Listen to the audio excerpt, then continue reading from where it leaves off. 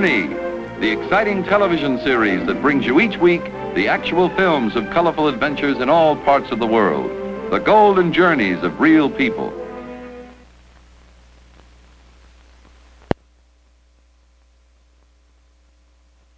And here to present tonight's real-life adventure is Jack Douglas.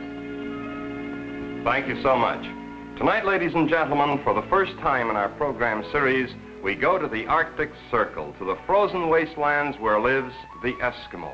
You're about to see some of the most spectacular films ever shot north of Nome, Alaska. Our guest tonight, Mr. Ewing Scott, is a man who has been to the Arctic Circle, well, more than a dozen times, and he's here in our studios tonight ready to present these truly spectacular films. At this point in our program series, we wanted to bring you the life of the Eskimo north of Nome, Alaska, the Eskimo of the Arctic Circle. And so we looked at a lot of real-life adventure films made up there in Nome and Point Barrow, and what did we find? Well, we found that the Eskimo of today is eating canned foods, he wears plaid shirts, and he's lighting fires with matches. But seriously, in order to bring you the Eskimo as he really was, we had to solicit the help of the Hollywood motion picture producers, the people who for many years have made some of these great Eskimo documentary films. And it's my pleasure to present to you at this time a man who has written and directed perhaps more Eskimo documentary adventure films than anyone else in the world, Mr. Ewing Scott. And Mr. Scott, it's a sincere pleasure, sir, to welcome you. I want to thank you so much for your help in identifying some of these scenes that we're going to see tonight and in helping us put them together. Now, when did you start this fabulous motion picture career of yours, sir? A long time ago, back in 1924. Uh-huh. Now, earlier I said that you'd been to the Arctic Circle more than 12 times. Was I right? Is that about it? You just about hit it on the head, Jack. Uh-huh. What are some of the Eskimo documentary films that you've worked with, Mr. Scott? Well, besides Igloo, there was Arctic Flight, Arctic Manhunt, Arctic Fury. I know Harpoon. I'm going to put that in right now. Don't rub it in. Now, how did you come to concentrate on Eskimo adventure films, Mr. Scott? Have you just found them profitable? Is that the reason, or are there other reasons? No, I think the country gets a hold of you. That's about it, Jack. That Arctic Circle country, huh? You want to go back all the time. That's a lot like people who've gone to Africa, and they say there's a call of Africa that brings them back. Some people believe it, some people don't, but I've certainly heard it expressed. Mr. Scott, we'd be very grateful if you'd stand by, narrate these films for us, and later on perhaps bring us some more interesting information about your career in the Arctic Circle. Thank you, Mr. Scott. And now, ladies and gentlemen, here are some truly spectacular scenes from great Eskimo motion pictures directed by Mr. Ewing Scott. Tonight's adventure takes place here in the Arctic Circle. You know, Jack, in the old days, just getting the Arctic was a tough job. After 13 days of surface travel, we'd have to make a 5 or 6 hour hop in a little place this one. Of course, it's a lot different today, isn't it?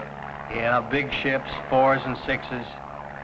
Lots of luxury, you know, hot lunches. Uh-huh. That's a de Havilland Moth, a pretty rugged little ship, Jack. A fine, fine ship. Here, what's he doing? Is this deliberate? I think he's playing a game there with those glaciers, the vibrations knocking that ice loose. Well, this is sort of like being in a nice canyon and shooting off a gun or something, is that right? That's right. The steamers, tourist steamers, used to blast their whistle and for the edification of the tourists. Is that so? And of course, they'd achieve the same result, is that it? The sharp whistle, and down would come icebergs. Tremendous falls of it.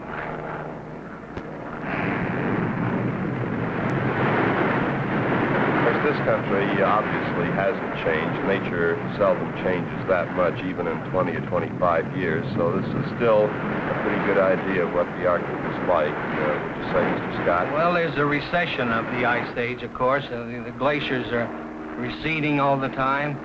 This is rugged country to fly in, Jack. You see that ice arch down there? Uh-huh.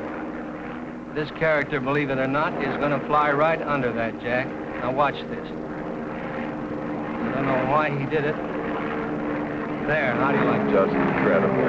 Of course, these bush pilots are pretty fabulous people, are they not? Well, they're amazing men, all of them. Have you known many of these people? I've known and flown with most of them. Now this fellow's heading north again, Jack. Here we are at Point Barrow. Here's where you run out of land. This, then, would be the end of so-called Eskimo land. That's true. Now, how far south of the North Pole are we here at Point Barrow? You're 600 miles there, right there at Barrow.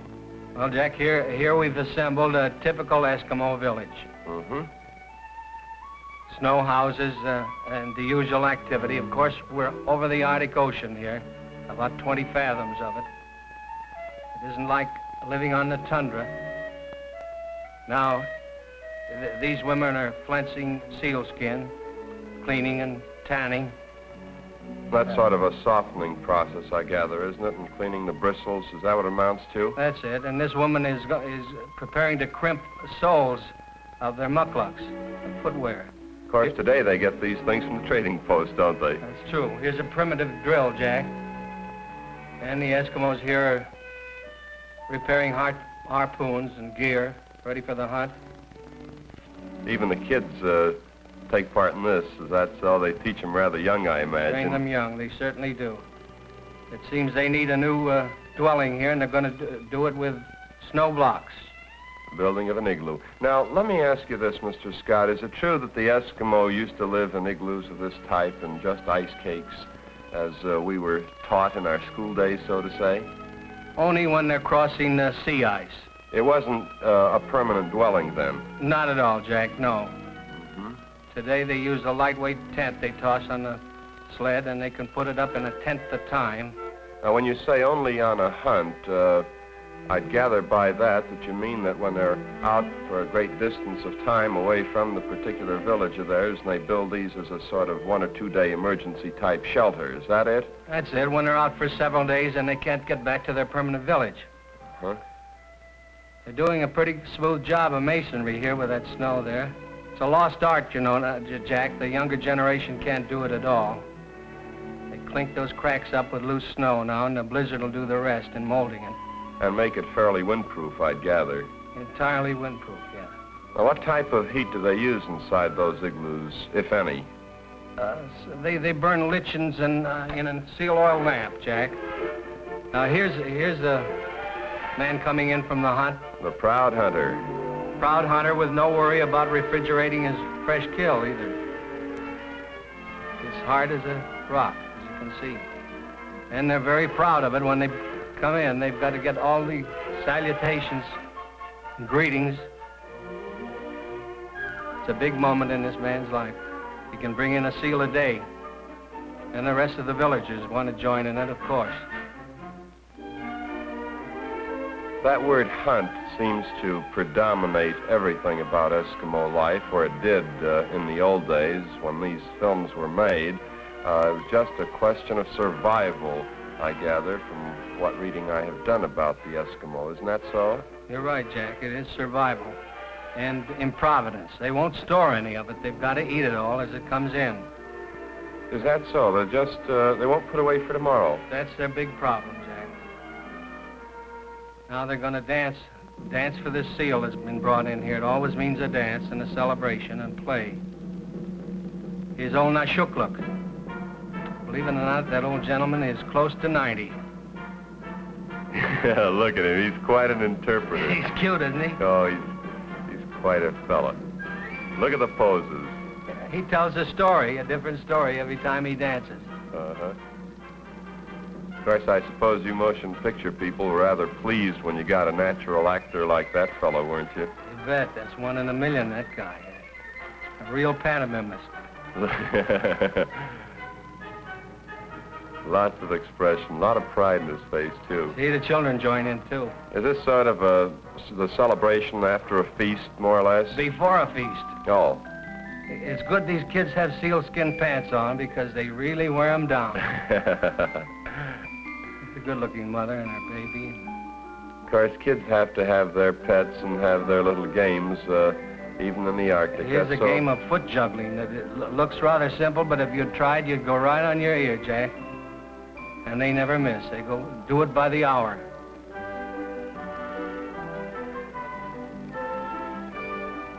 Here's blanket tossing from a walrus hide skin. You get 25, 30 feet out of this. A broken leg once in a while.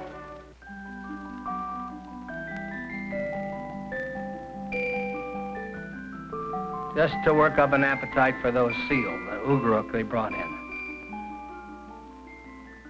The drummers never stop. What were those things that they were beating there? What are they made of? Skin, I assume? It's a hoop out of driftwood with stretched sealskin on it. Now they're dishing that food out.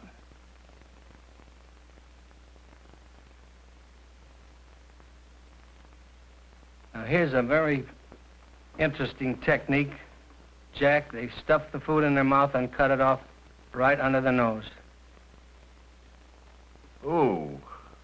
I never noticed that before. I hadn't recalled ever seeing anything like it, as a matter of fact.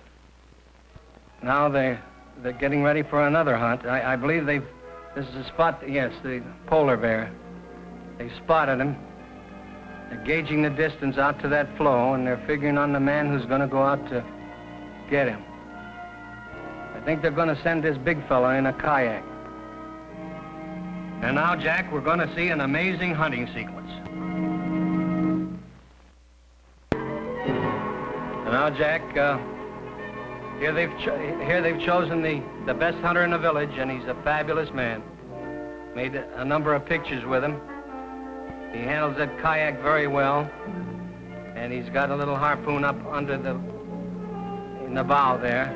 That's quite an art in itself, handling one of those kayaks, isn't it? It really is an art, and a lost art at that, Jack. And there's his prey, of course. This is prey, and he knows he's being hunted, and he's starting off. This is a tremendous feat of hunting, I think. I mean, to go out single-handedly after a polar bear, chase him down in a frail craft like a kayak. Did he get not to be mercenary, but did he get a bonus for this? He really got a bonus for this one. Now watch this fellow here.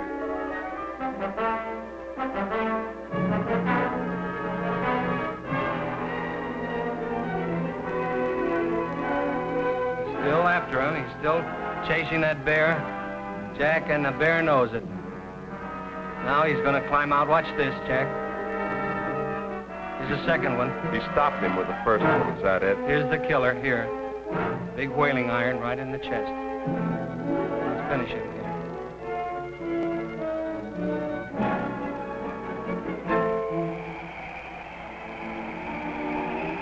Now, Jack, here is a blizzard. Here is the nemesis of the Eskimos, and it can hit them any time. It can hit them for 3 days or 3 weeks. It's the north wind. That snow, it cuts like a knife when it hits you.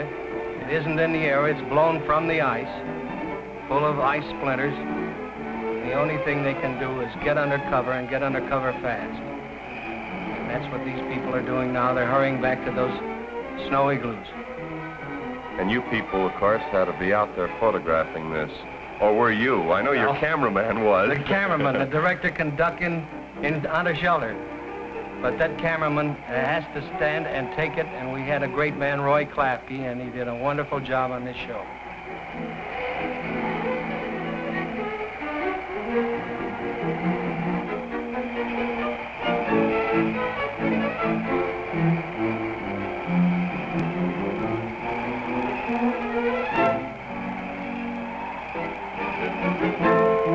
Now that blizzard is building up a little bit all the time. The hunter's been out to see if he can help some of these sleds get back to the village. Had you people been waiting for a sequence like this, or did it just happen to come along? Peculiarly, we did wait, and we waited a couple of months before we got a blizzard like this. And there's no wind machines there. This isn't a Hollywood soundstage, is it? No, that's the real thing, and it's rugged. You can hardly see those fellows back in there. They're putting everything under cover, under shelter. How long do one of these blizzards generally last, Mr. Scott? We've sat for 5 weeks indoors under one. Sometimes they'll come and go. A blizzard like this? Yes. 5 weeks? 5 weeks. The north wind pours it on.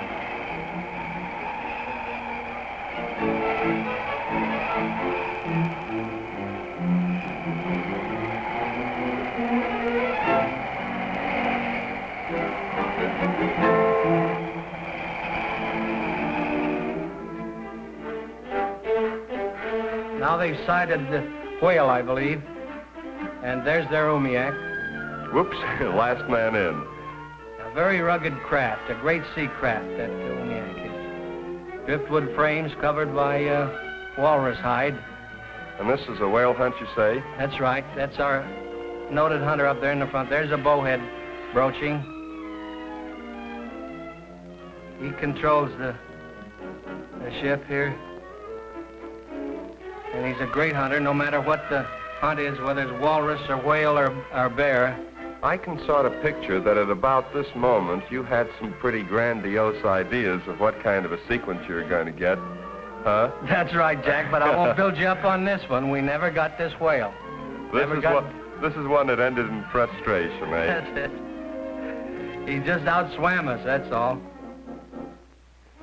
I imagine that your cameramen were in another umiak. Is that the idea? Yeah, a catamaran set up with the camera in the stern of the other boat. Now we're shooting right back at these hunters. And he's going farther and farther away. The whale is, of course. She's a cow out there with a calf, and she's going to get out of the territory. Just too fast for us, that's all. And they know it, but they never stop trying. Now they've veered off in another direction. And here are walrus. A sighted walrus. I believe it was the same afternoon. So there was some compensation to their effort.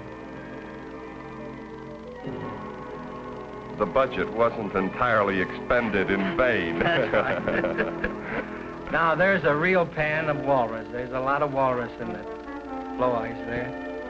There are more walrus there, frankly, That's than one I've of the ever seen in largest my I've life. ever seen. You're right there. And these boys really mixed us. They really boarded those floes and tied into those walrus that afternoon. They're working way over their heads for us. Led by that same hunter. Now those walrus can rip that skin boat apart and send it down anytime a wounded walrus is a bad animal to approach.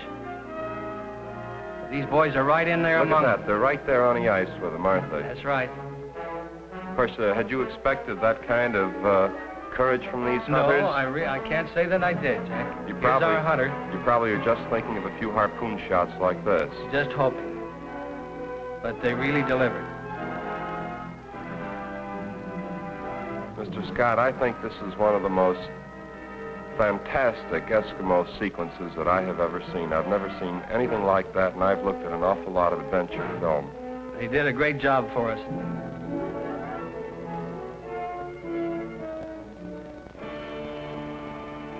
And now, Jack, here's a sequence we were all very proud of. We had wanted to reenact a situation where a tribe of Eskimos had been caught on the polar seas during the breakup. The ice breakup, that is. That's right. When the thaw season sets in and, of course, the ice starts to melt. Is that the idea? Tremendous movement of polar ice all to the northward. All right, Mr. Scott, let's sit back and watch. And here, ladies and gentlemen, is the Race to Survival sequence from one of the great Eskimo films of our time, photographed on the scene while it actually happened. The sequence will now speak for itself.